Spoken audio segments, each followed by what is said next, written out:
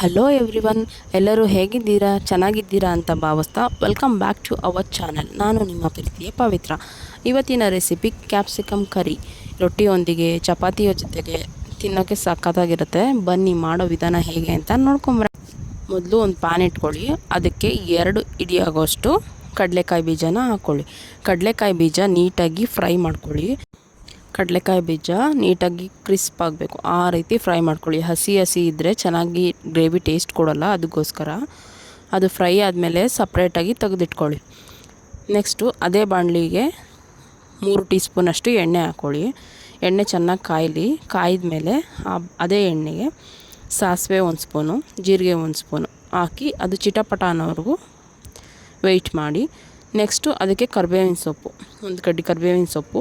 ನಾನಿಲ್ಲಿ ಸಣ್ಣದಾಗಿ ಹಚ್ಚಿಟ್ಕೊಂಡಿರೋಂಥ 2 capsicum, medium ಸೈಜಷ್ಟು 2 ಕ್ಯಾಪ್ಸಿಕಮ್ನ ಸಣ್ಣದಾಗಿ ಹಚ್ಚಿಟ್ಕೊಂಡಿದ್ದೀನಿ.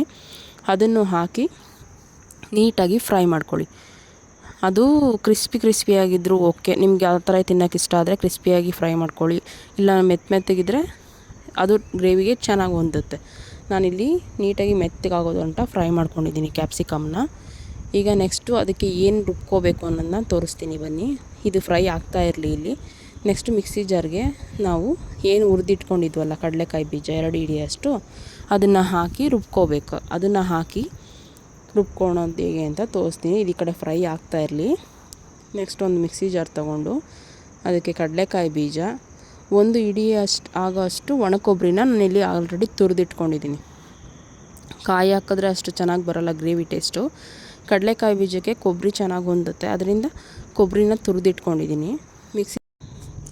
ಇಲ್ಲಿ ಕಡಲೆಕಾಯಿ ಬೀಜ ಮತ್ತು 1 ಹಿಡಿ ಆಗೋಷ್ಟು ಒಣ ಕೊಬ್ಬರಿ, ಅದಕ್ಕೆ 1 ಗೆಡ್ಡೆಯಷ್ಟು ಬೆಳ್ಳುಳ್ಳಿನ ಸುಲಿದಿಟ್ಕೊಂಡಿದ್ದೀನಿ.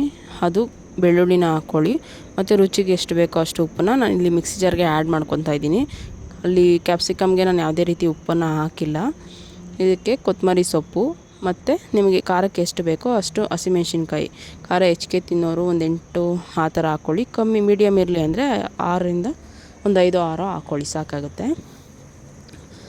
ಅದಕ್ಕೆ ಸ್ವಲ್ಪ ಹುಣಸೆಹಣ್ಣು ಮತ್ತು ಸ್ವಲ್ಪ ಬೆಲ್ಲ, ಟೇಸ್ಟ್ಗೋಸ್ಕರ ಬೆಲ್ಲ ಒಂಚೂರು ಅಷ್ಟೇ ಹಾಕೋದು. ಆಮೇಲೆ ಗರಂ ಮಸಾಲ ಸ್ವಲ್ಪ ಹಾಕ್ಕೊಳ್ಳಿ, ಒಂದು ಅರ್ಧ ಟೀ ಸ್ಪೂನಷ್ಟು ಗರಂ ಮಸಾಲ ಹಾಕಿ. ಗೋಡಂಬಿ ಆಪ್ಷನಲ್ಲು, ನಾನಿಲ್ಲಿ ಹಾಕಿದ್ದೀನಿ. ಇಷ್ಟ ಇಲ್ಲ ಅಂದರೆ ಬೇಕಾದ್ರೆ ಇಲ್ಲ ಅಂದರೆ ಸ್ಕಿಪ್ ಮಾಡ್ಕೋಬೋದು, ಅದು ಆಪ್ಷನಲ್ಲು. ಇದ್ದರೆ ಹಾಕ್ಕೊಳ್ಳಿ, ಟೇಸ್ಟ್ ಚೆನ್ನಾಗಿರುತ್ತೆ. ಇಷ್ಟು ಹಾಕಿ ಪೇಸ್ಟ್ ಮಾಡಿಕೊಂಡು ರುಬ್ಕೊಳ್ಳಿ. ಅದನ್ನು ಇದಕ್ಕೆ ಟ್ರಾನ್ಸ್ಫರ್ ಮಾಡಿ.